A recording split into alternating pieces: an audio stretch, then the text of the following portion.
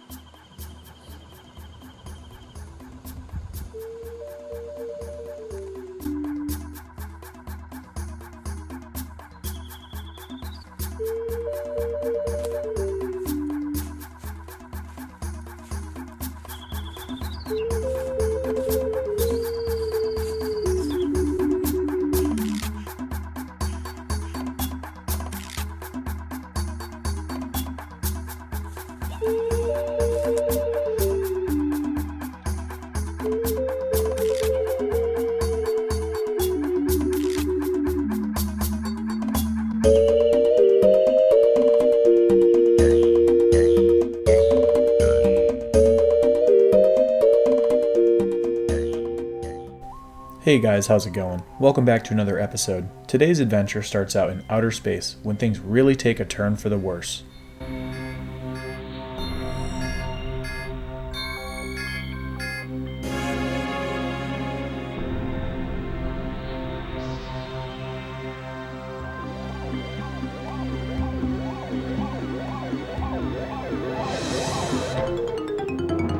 When a comet collides with our ship, sending us into a foreign planet's atmosphere.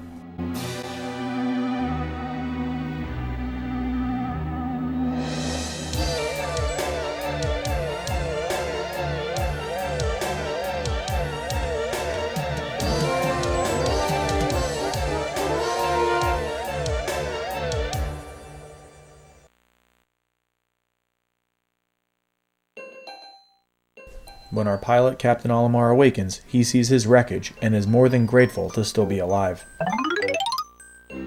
However, with his spacesuit's life support running out in only 30 days and a wrecked ship, all we can do now is take a look around for anything that could possibly help.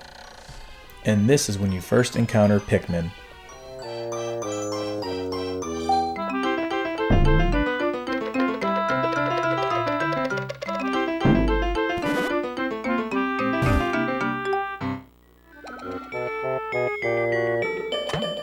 From the very beginning, something you have to really admire about this game is the way it tells its story. We never hear a word from our character, but with its consistently thoughtful touches, Captain Olimar's inquisitive and insightful observational monologue, its music and how it presents new things in general is genuinely very special. The sound and aesthetic of everything is just so curious and really makes you want to explore this foreign planet as soon as possible. When you approach the mystery alien sprout and press A is when you pluck your first Pikmin.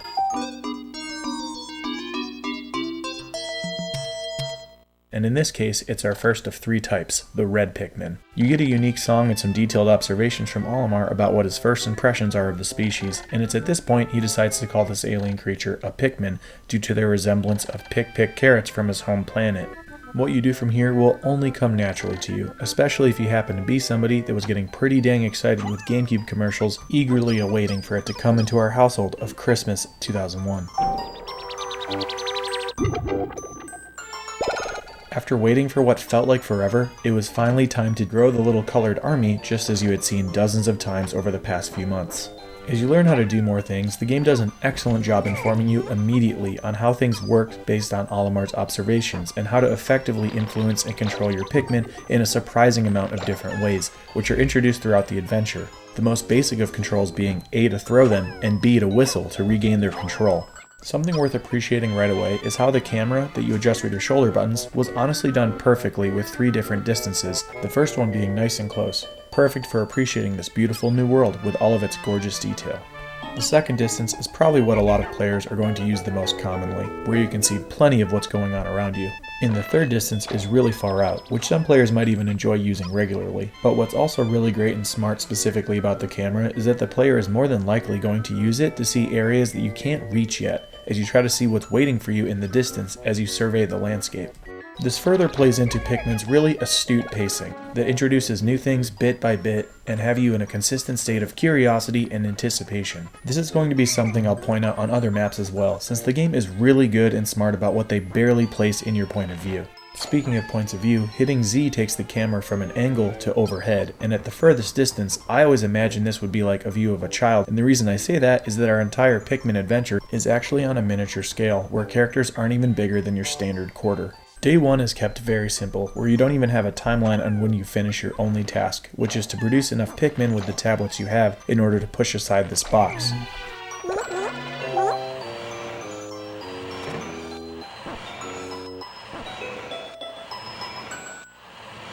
And then shortly after, discovering your ship's engine. By a pure stroke of luck, your most important ship part didn't go far at all, and discovering it is when Olimar begins his very first inkling of hope. Although he is missing all kinds of ship parts, maybe he could make short trips around to find the other pieces and get off of this planet to go home. Before or during your engine being carried, you may venture over to an area that you can see just beyond a seemingly impenetrable stone wall that even your new, hard-working Pikmin are simply no match for, hinting that, in order to get through this barrier, you will have to go out to discover something else and come back later. After watching and admiring your somewhat small and surprisingly capable army of 25 for about 30 seconds or so, your ship once again has its most important piece.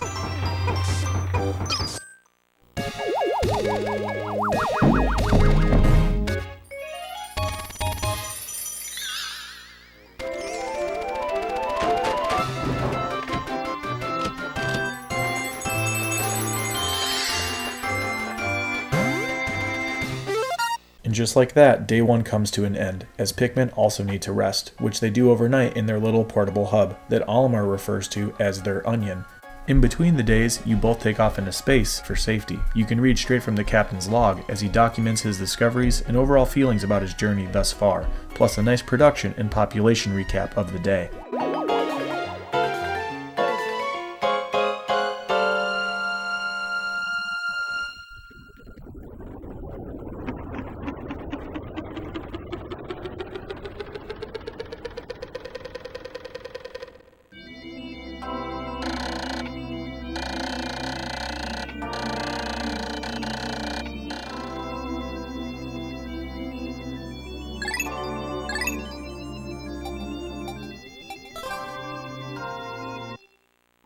With this first piece, we have enough range to go to the second level in the game that Captain Olimar optimistically names the Forest of Hope. Something you're going to notice and appreciate throughout the game is its wondrous, beautiful, and downright soothing soundtrack.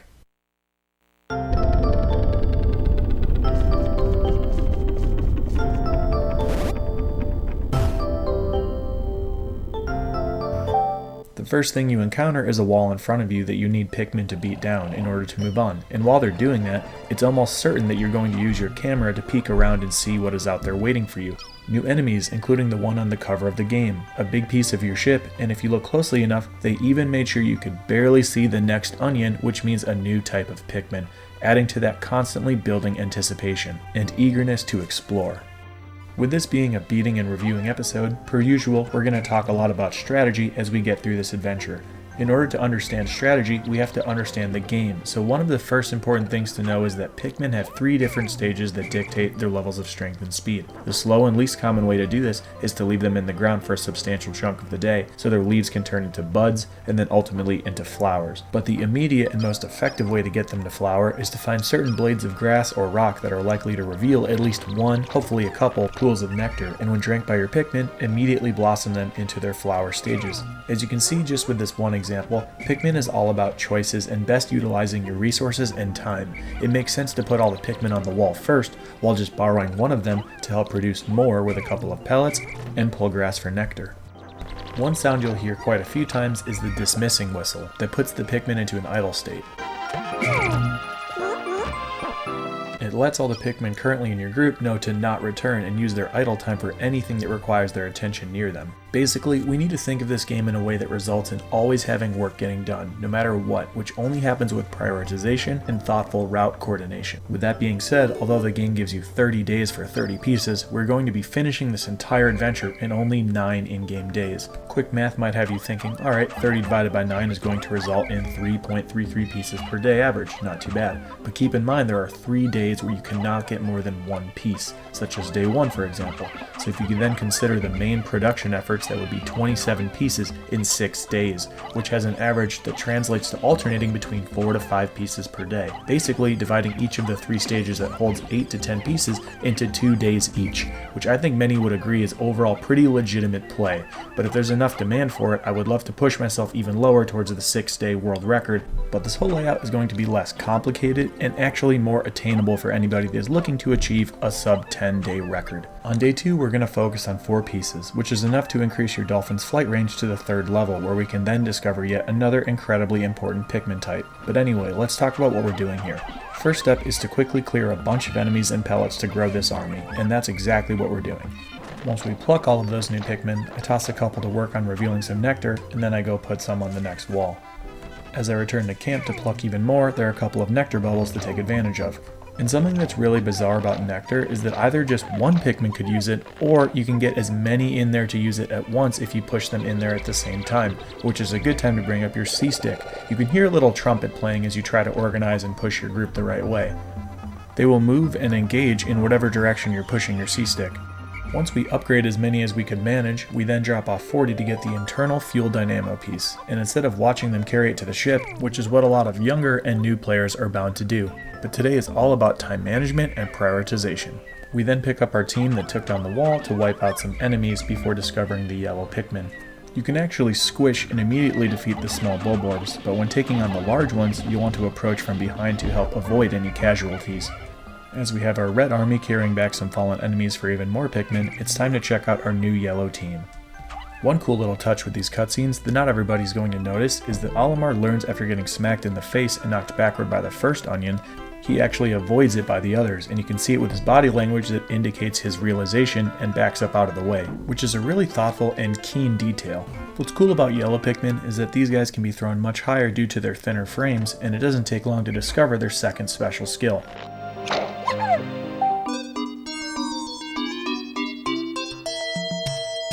Which is handling bomb rocks. Now getting through the stone walls that have been in our way up until this point is starting to make some sense.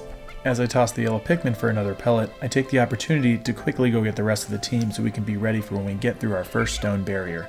Throwing yellow Pikmin near a stone wall should prompt them to immediately drop their bomb and run to safety. Sometimes if you throw multiple with bomb rocks at a time, they may be prompted to come right back, to avoid getting blown up. Now that the wall is down, we can easily use our army to tear right through and make the area safe without the insects and small bulbos. Then we can snag the only piece in the entire game that actually helps us throughout the journey, the ship's whimsical radar. Once that's in the ship, we have access to a map of the stage and indicates pieces with a star. After that, we run into a much darker stone wall, and there are 3 types of stone walls in the game, with the lightest only taking 3 bombs, a medium darkness requiring 6, and the darkest requiring 9. So we're going to quickly bring our yellow Pikmin to a couple of nearby locations that have some more bomb rocks waiting for us. Throwing 9 can get a little cumbersome, since sometimes the ones without bombs will actually get back in line before the ones that are holding bombs, but at least if you dismiss the party, they do separate by if they're holding a bomb or not, so after getting 9 of them out there, we can grab our 3rd piece, the extraordinary bolt. While the team is working on that, it's time to run back to camp for the rest of the squad and go get our 4th piece for the day. As we get closer, you can actually hear a bunch of the sprouts maturing since they've been in the ground for so long.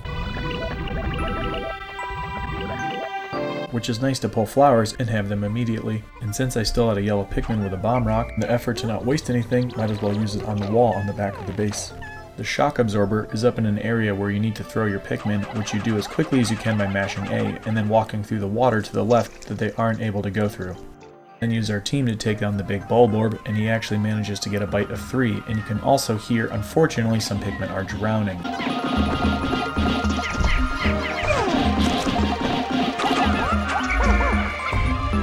Morbid, I know. Seems that a few fell off the edge and tried to follow closest in proximity to me and stepped into the water that we just walked through, which is actually a really fitting thing to happen at the end of day 2 to really just show how quickly things can kind of go wrong or not as planned. As everything comes together, we can see that both of the last pieces of the day are headed to the ship. As our day comes to an end, it's always good to try to make the most of the last few seconds if you can, so after gathering the Pikmin I had working on a bridge that we'll use on a later day, I also decided to use the last bomb rock in the area to throw as the timer went down. As your day is ending, you might think that you need to scramble and put all of your Pikmin back in the onions in order to be safe, but you actually just need them to be in your party or in your little camp area. And unfortunately, I tossed a yellow Pikmin at a pellet that I ended up forgetting about, since being right underneath their onion in this situation does not keep them safe since it's not in your camp. And well, you can see what the end result of that is.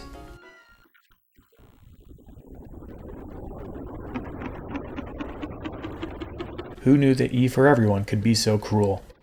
But anyway, 5 pieces down, 25 to go, let's tackle day 3. And real quick for reference, each Pikmin day equates to 13.5 minutes. Day 3 takes place in the dark and dreary forest naval.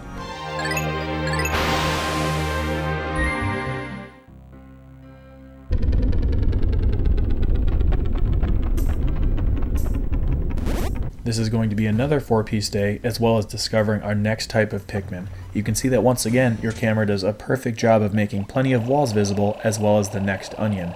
But first thing we need to do is get a bunch of Pikmin out here working on multiple things at a time.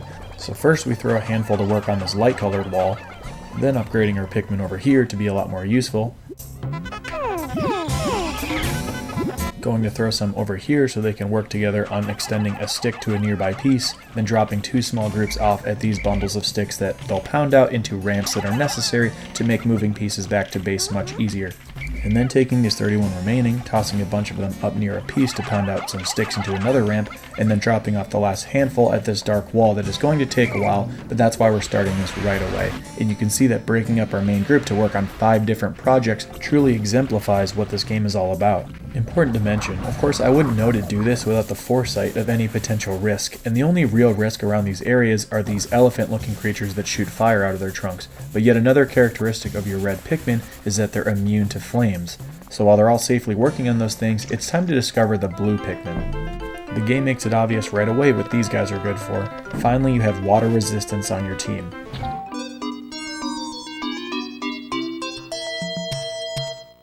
Quick thing to mention, there are 3 pieces in this level that are within creatures, and one of them is attracted to stealing grounded pellets, so the way to quickly drain this guy's health is to cause him to slam into the onion while he still has it in his mouth. Plus you can finish him off by landing Pikmin on his back, or dragging him back to the onion with a second pellet. But speaking again about productivity and coordination, you receive sound notifications for jobs completed or cutscenes for pieces making it back to the ship. Our first of 4, the automatic gear, is down, 3 more to go for the day. Once this pellet stealing bug is dead, it releases this gigantic space float, and being that it's sitting in the water, the only way to move it would be to get at least 25 blue Pikmin. For now, since we have 19, we can bring it over here to one of our 2 Ionium jets, since they only take 15 Pikmin to carry. While the blue guys are working on that, we can go rendezvous with a few of our red groups that have finished these 3 ramps, and use them to take back the gravity jumper. As they're busy moving that, we can go back to base, and once the blue team has dropped off their piece, now it's time to go grab some more blue pellets with them to add to their population so they can carry that space float. And something important to mention is that you can only have 100 Pikmin out at a time, so sometimes you have to deposit one kind in order to pull out another, which is what I had to do with some red Pikmin in this case, and then use those 25 blue Pikmin to start moving that tube. Just to help with speed, I toss a few red flowers their way to assist, and now I'm off to face another large and unique enemy for the next piece. As we're running around, you could imagine how much time we're saving by not spending the time to fight with everything in our path. We really need to be selective and avoid all fights that aren't necessary so we can have time for what is. This frog, for example, can be pretty annoying if it squashes 5 or more Pikmin with one flop, and I don't want it to do that when we're carrying things past it. This large puffstool creature only appears once throughout your adventure and can absolutely ruin a new player's day. The trick is to quickly swarm and make him trip. Then you call everybody back and mash to throw onto his lower body since its head is invulnerable. If you didn't finish this thing off in one rotation, it stands up and discharges spores that actually turn your Pikmin violently against you and the others. It's horrendous. But once you finish that thing off, you can have the Omega Stabilizer. It's our 5th piece. Plus, if you carry its remains back, it gets you another 30 Pikmin. As we move our last piece, we want to make sure we get the most out of the last part of our day, so we go back to that dark wall with those 7 red Pikmin and help them finish the job. When you have other than reds with you, you need to be extra careful around those fire blowhogs, so getting it to buck one off and then immediately pushing in with your C-stick to surround for a quick kill is a pretty safe method. After finishing the dark wall, might as well use the large group to make the most out of our time and get some progress on this long bridge project, to make finishing off this stage next time that much easier.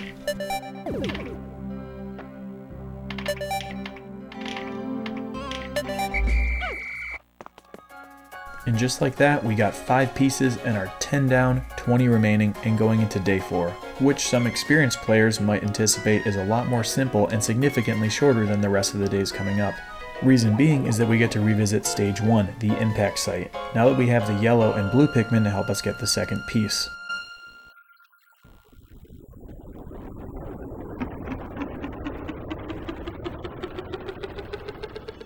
Plus, there are a couple extremely productive items here that grant us 50 Pikmin each. First, we need to use our yellow Pikmin to grab the bomb rocks and destroy this wall that was previously in our way.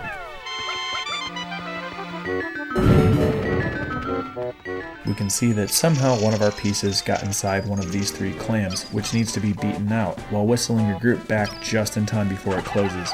Sometimes the Pikmin's AI can be a little annoying with how quickly or slowly they realize they need to attack or do something, but throwing as many as you can into a good spot is going to work out sooner rather than later. Now that the positron generator is freed and can be carried back, we're now going to focus our attention on the other 2 clams to get their pearls, since that'll add another easy 100 Pikmin to our count, just in case we need them later on. They're easy to carry back too, with just 3 Pikmin, and give you a super generous reward.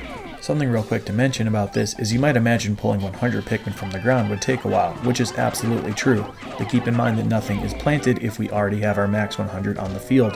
I did go ahead and put some back in their onions just so we could witness 50 coming out though, since some may enjoy it, and it's a pretty cool and nostalgic thing to witness.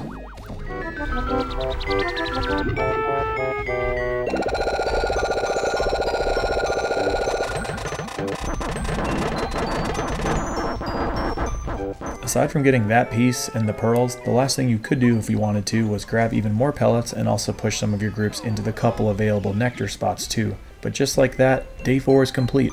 11 down, 19 to go, and now we take off to go grab the remaining 4 pieces to finish off the Forest of Hope.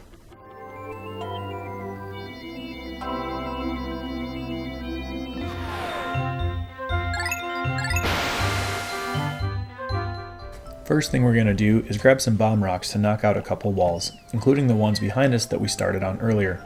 So after going out with some yellow Pikmin to grab those bomb rocks, we're going to knock down this stone wall as well and come back with blue Pikmin shortly, and then finish off the wall behind the camp.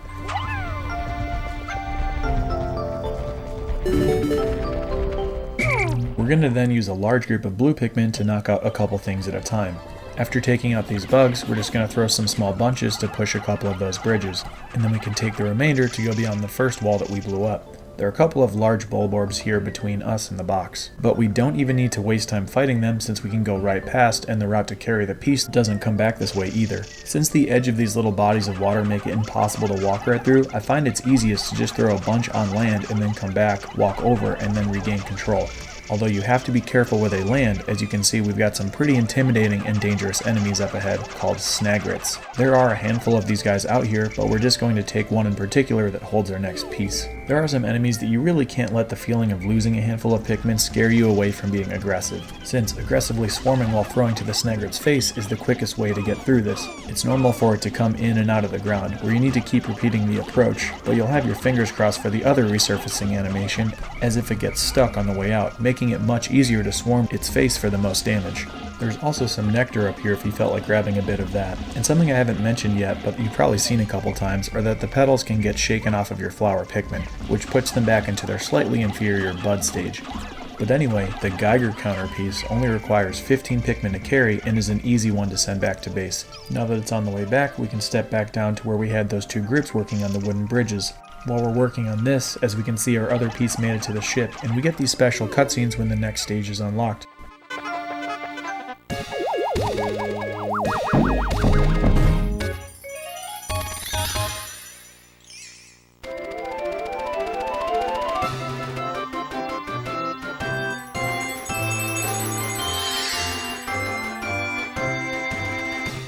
But we aren't done here yet. After grabbing the Sagittarius piece, we still have 2 more to go.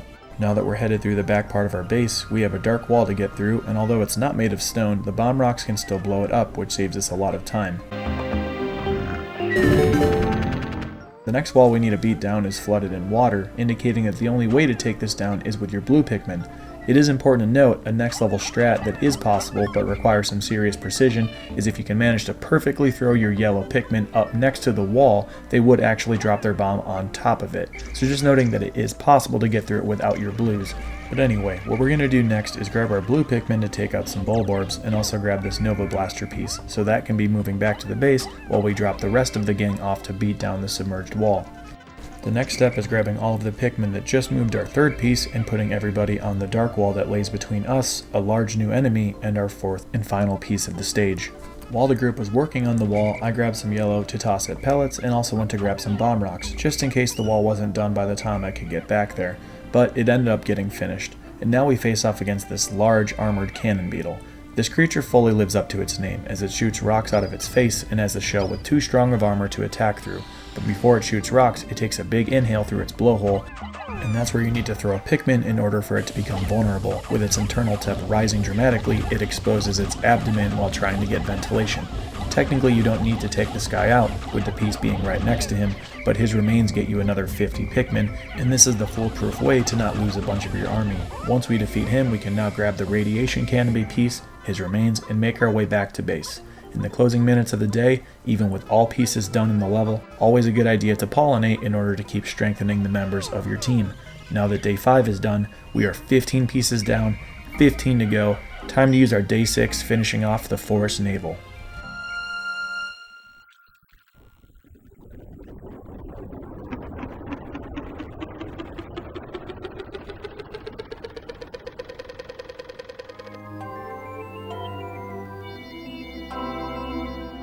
Last time we were here, we grabbed 5 pieces and got started on a couple things that helped us prepare for this day. We're going to grab the most diverse team yet of 45 blue, 40 red, and 15 yellow since we need all types to help us with a couple pieces. We're headed to the area where we've already knocked down the dark wall and started on that long bridge. Although we're just trying to avoid enemies for time's sake, don't be surprised if one of them gets snagged by one of the predators out to get you, and this is why you want to leave yourself a little bit of a buffer in each party for overall ease and convenience. This is a really great example of the C-stick being used to push your party out of danger, so you can hug the wall instead of burning them over the fire. Once we get to a safe area, we can dismiss our Pikmin, so some will work on the bridge, but we want at least 20 blue Pikmin to help us carry the next piece, analog computer, out of the water. And once it's out, we can then put 20 red Pikmin on it since they can safely carry it through all the fire hazards and fire shooting enemies. As you're walking back and forth, it's definitely not that hard to accidentally get caught in the fire yourself. Now that piece number 1 is on the way back to base, we can focus on the next, where we need to throw yellow Pikmin up to a height that others can't reach, while also using a few geysers to unclog a conveniently placed geyser for us since Captain Olimar can use that to get up there. Once the yellows get it down there, the reds can take their place and carry back the Libra piece. Now that those 2 pieces are moving, we're going to take our team of blues and yellows over to the third piece of the day. The anti-dioxin is back here in the water behind some frogs, and for time's sake it usually makes sense to bait them away from the piece and get our 40 plus blues to take it out of the water. As we are doing this, we will be reminded that some of the red Pikmin are making it back to base, which works great since we can go put our blue Pikmin back when we are done with them and grab a bunch of reds. Once both of those first 2 items are back, it's time to grab some more yellows and reds for the upcoming parts. The first being really simple and just dropping at least 40 reds to grab the anti-dioxin, and then grabbing a bunch of bomb rocks with the yellows. As you can see, there's a bunch of sticks to form a ramp here, but you don't actually need to use it if you simply throw your Pikmin up to the ledge after they've grabbed the bomb rocks and walk yourself through the water. It hasn't come up until now, but something to mention about yellow bomb rock Pikmin is that if you throw them and call them back with your whistle, they will drop their bomb rocks to detonate, so you actually need to get their attention again by just bumping into them, and that prevents them from dropping their bombs. So now we're going to bring our team over to a couple of walls. The stone wall is medium strength, requiring 6 bombs. Since we have some left over, it also makes sense to take out the dark wall right next to us, making the route back to base much faster. Alright, ready or not, here comes the dreaded Betty Longlegs. This fight is really unique, where you want to position yourself pretty much right underneath in order to throw your Pikmin up at its round torso, but the stomping feet can quickly crush away your Pikmin multiple at a time. It's very easy for its feet to stomp on your party when you're trying to stay underneath it, and although you need your right thumb to press A while throwing, I find it helps a lot to use my left thumb to reach over and hold my party safely up with the C stick as I mash my guys up there. As the fight goes on, the spider shakes your Pikmin off over and over, which makes them carry their attack mode onto its feet, which you don't want, so it's the constant balance of trying to keep your Pikmin safe underneath, throwing them up to the torso, and calling them back to you once they've fallen.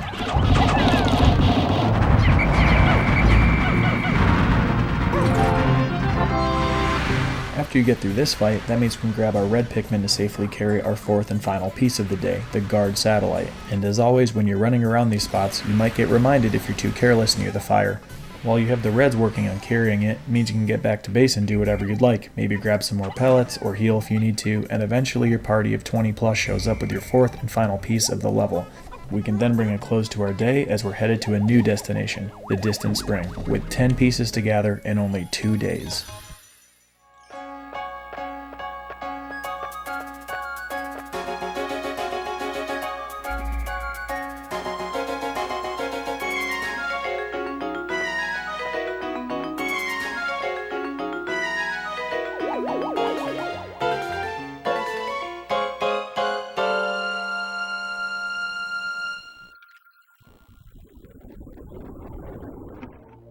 Alright guys, just 3 more days to go. Day 7 in the distant spring.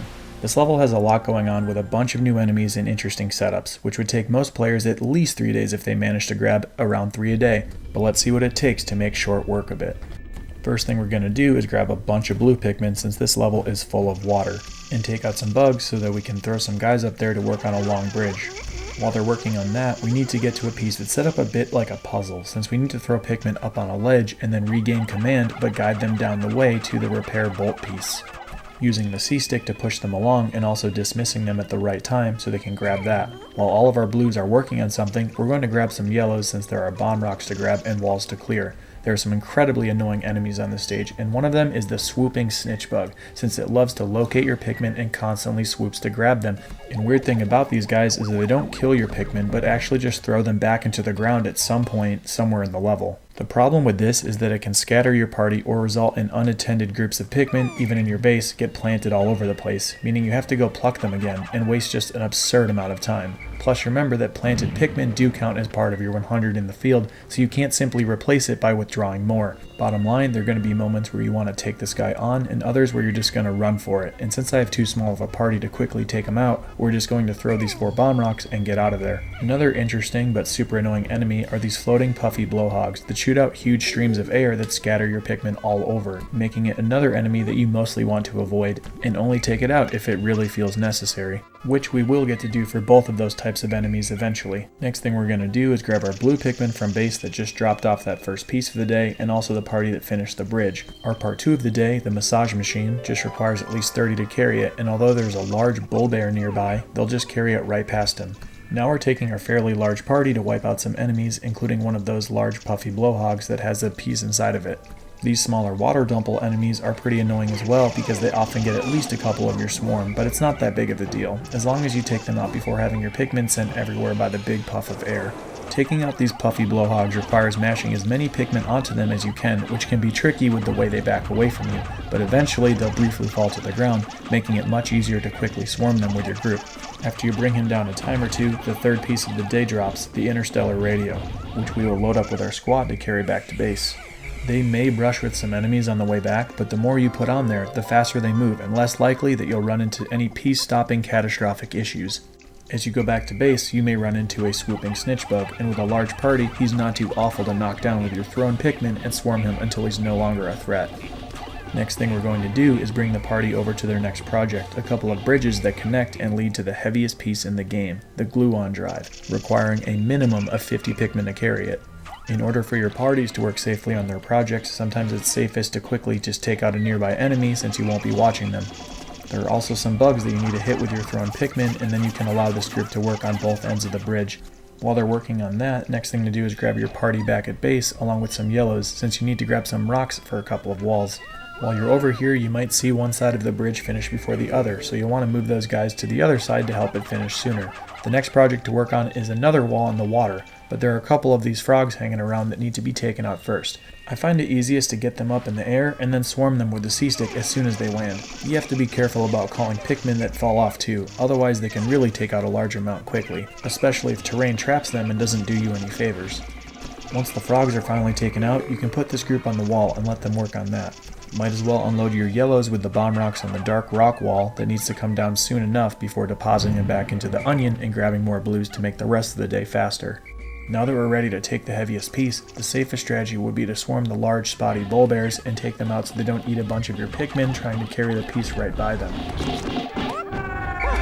Once that's on the way back and threats are cleared, you can now focus on the zirconium rotor behind the wall that your other group was working on earlier. It's getting pretty late in the day, but important to know that pieces stay wherever you leave them. It's not as if they respond to their original spots on the next day. And in this run I used the closing seconds to take out the blowhog and also regather the Pikmin group, with the fifth piece being right next to the camp.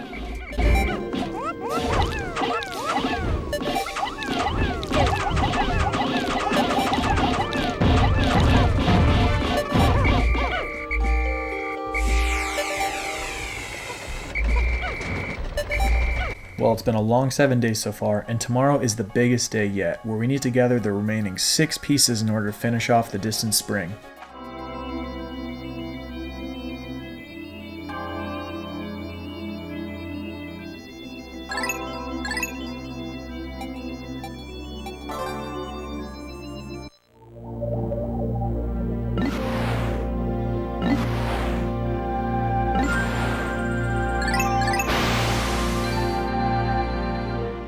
First thing we need to do is finish getting this dark stone wall down, and have to do everything as fast as possible today. Dropping off a flower Pikmin near some grass to find nectar is going to help.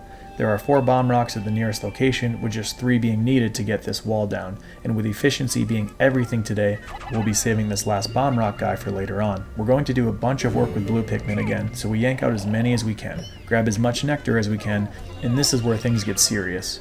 Attempting to take out these bull bears next to this dang blowhog can very quickly turn into quite the nightmare, so although it can definitely get a little messy, we're going to just move our large party past all of this mess the best we can, calling back to the stranglers as we go, but ultimately we just have to keep pushing on through.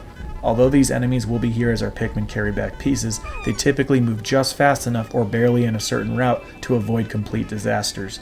The next couple pieces have some things going on that need a little explanation. First, we have to throw at least 20 Pikmin near this yellow flower, and we will come back to this. But first, we also need to throw a solid 15 to 20 plus Pikmin up here, so we can then use the geyser and walk to the ledge and mash them onto the second Ionium jet piece.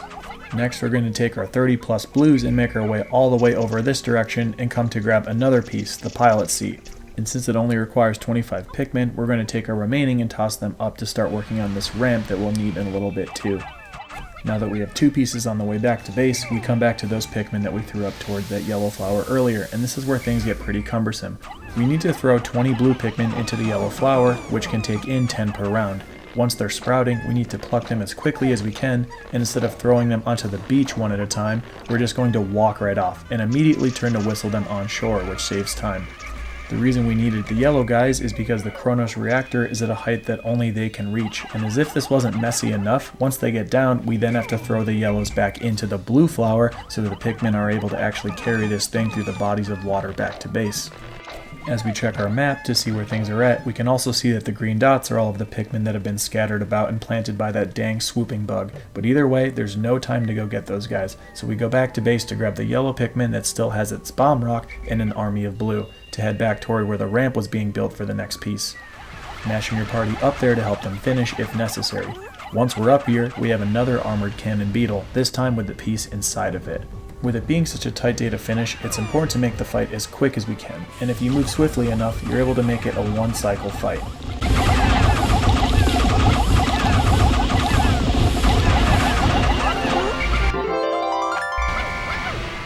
With the bomb rock helping us get a start on this wall that we need to bring down in order to avoid a route that walks through fire and right through a bull bear. Fortunately, a large party makes quick work of a light wall, and once that thing is down, it's time to let this piece make its way back and try to finish the day. When getting back to base, we grab the party that's here from moving the Kronos reactor, and might as well quickly move the rotor piece that is still waiting right here next to us. Once that's out of the way, we just have one more piece to go get, a small one at a height that only the yellow Pikmin can help us with. It's another awkward one that can take some practice and be frustrating if your Pikmin are falling off the ledges while you try to lead them, and some boxy walls jut out for the sole reason to make this difficult. As you can see, we're still not immune from the most pesky and annoying enemies out there, so you just have to be decisive and move as quickly as you can. The easiest way to get through this is just to fall down a level and throw them to an easier part of the route. Then when you move down and go back up there, it should be smooth sailing at that point. In hindsight, I really didn't need over 20 Pikmin. I didn't remember that this thing only takes 10 to carry it, but as darkness falls, we have the UV lamp on the way to the ship with barely any time left. And the sketchy situations don't end there, as there isn't time to go grab more Pikmin for fighting, so you just have to cheer them on as they barely escape a giant bull bear with some unfortunate souls not able to come along for the ride.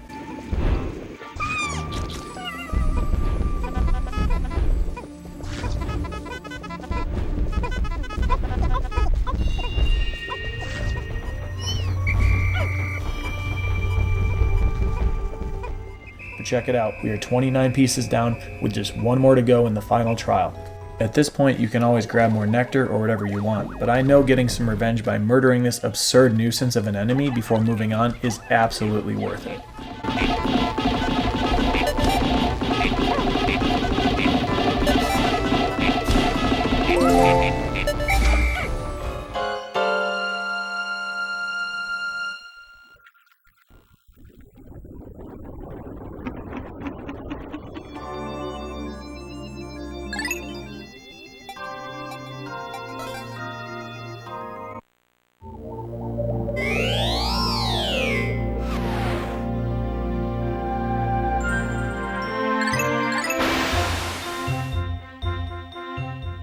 Now we head into day 9 on our final stage for our final piece. Fortunately for you and me, there isn't as much to go over, but rest assured that this one piece has a few puzzle elements to it.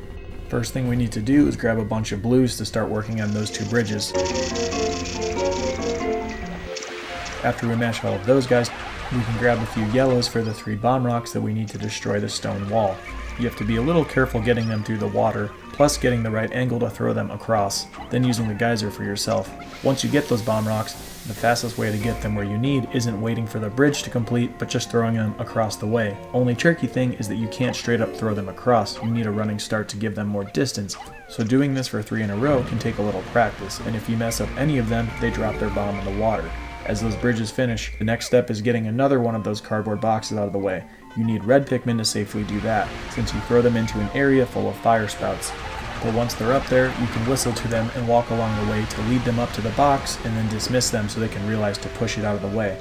And just like that, we have one more wall to beat down before the final boss in the game. Something you can do to make this a little easier is walk around the center to the back wall and grab some bomb rocks that stun the enemy if they're swallowed. But anyway, here's the moment we've all been waiting for.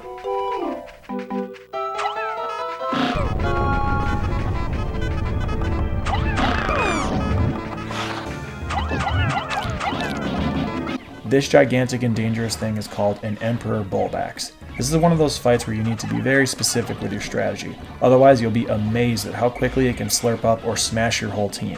The idea is to stand off to the side to avoid its big sticky tongue, landing throws on its cheeks. This thing will consistently do a ground pound that knocks the Pikmin off of its face, but also smashes all of the ones that are attacking its feet.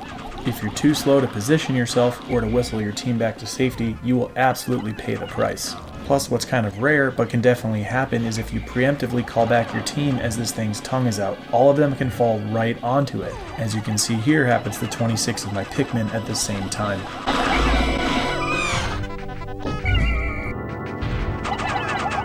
And when the fight can get pretty out of hand is when he does his big jumps up into the air and falls right onto your party, which wipes out another 29 Pikmin right here. There's plenty of reasons why this thing is referred to as the Emperor. You may even figure when your party gets low enough, it's worth it to just throw all that you have onto its face and then run back to your base mid-fight to grab 90 plus and backup if things aren't going perfectly. Although going in there with 100 sounds like it would be for the best, it kind of isn't, since you're definitely not going to mash A 100 times between its cycles, so you never have the full attacking benefit, plus it would be a larger group that makes it harder to organize and protect. Not that it's completely necessary, but thought it would be cool to show. Here's what happens when it ingests a Pikmin holding a bomb rock.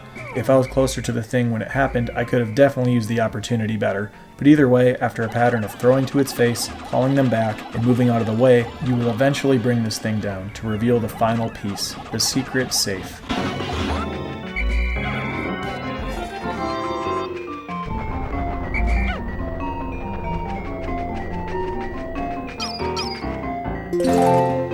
And with plenty of time left, we can triumphantly watch our friends bring it back to the ship.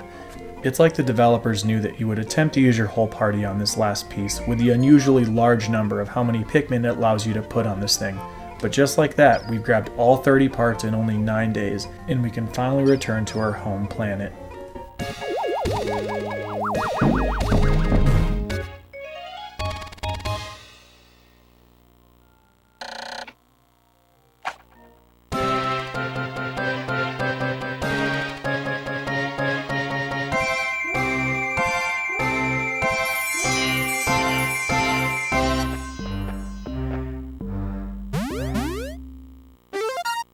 After coming all of this way, it would feel very wrong to not at least enjoy the final cutscene, where Olimar is now leaving this strange planet and is forced to part with the alien species that has helped him put his ship back together. As many players would feel at this point, you almost feel a little sad for the story, since he won't be there to help guide them and help them work together to fend off their natural predators.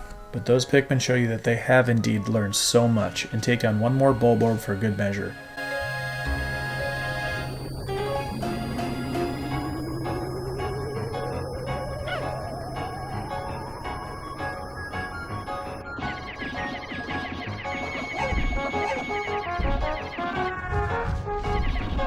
As your ship finally blasts out of the atmosphere, the developers pleasantly let you know that before this adventure had even come to an end, the ideas of a sequel have already started.